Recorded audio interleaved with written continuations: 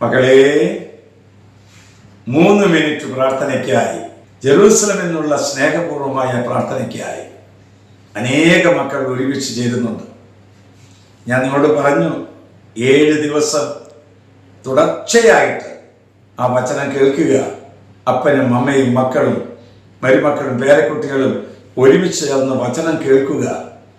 അത് കുഞ്ഞുങ്ങൾക്ക് പഠിക്കാൻ, യുവജനങ്ങൾക്ക് വിശുദ്ധമായി ജീവിക്കാൻ, ദമ്പതികൾക്ക് കടബാധയില്ലാതെ മക്കളെ വളർത്തുവാൻ, തലമുറകൾ വിരാജിക്കാൻ വചനം നമ്മെ സഹായിക്കും. അവന് അഭിവൃദ്ധി ഉണ്ടാകും, അധോഗതി ഉണ്ടാകുകയില്ല. ഇതാ കർത്താവിന്റെ വചനം തരുന്നു. സഭാപ്രസംഗന്റെ പുസ്തകം 9-ാം അധ്യായം 10-ാം വാക്യം. ചെയ്യാനുള്ളത് സർവശക്തിയോടെ ചെയ്യുക, എന്തെന്നാൽ നീ ചെന്ന് തീരേണ്ട പാതാളത്തിൽ ചിന്തയ്ക്കോ ജ്ഞാനത്തിനോ അറിവിനോ സ്ഥാനമില്ല. എന്താ കർത്താവ് പറഞ്ഞത്?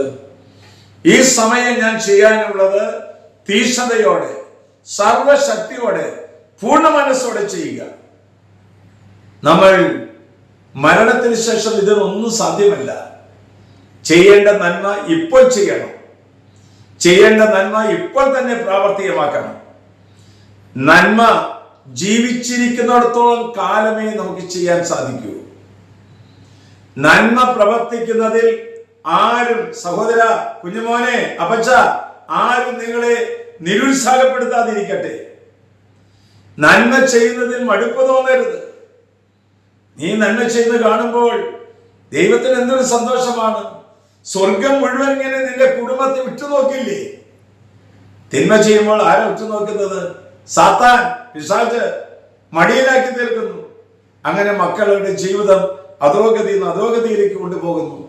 സ്നേഹിക്കാൻ, സഹിക്കാൻ, ക്ഷമിക്കാൻ, ഔദാര്യം കാണിക്കാൻ, ജീവകാരുണ്യമായി തീരുവാൻ, അങ്ങനെ നന്മ ചെയ്യുന്നതിൽ സർവശക്തിയോടെ ഇപ്പോൾ തന്നെ ആരംഭിക്കൂ. ദൈവത്തിന്റെ കരുണാകരം നമ്മുടെ കൂടെ ഉണ്ടാകട്ടെ.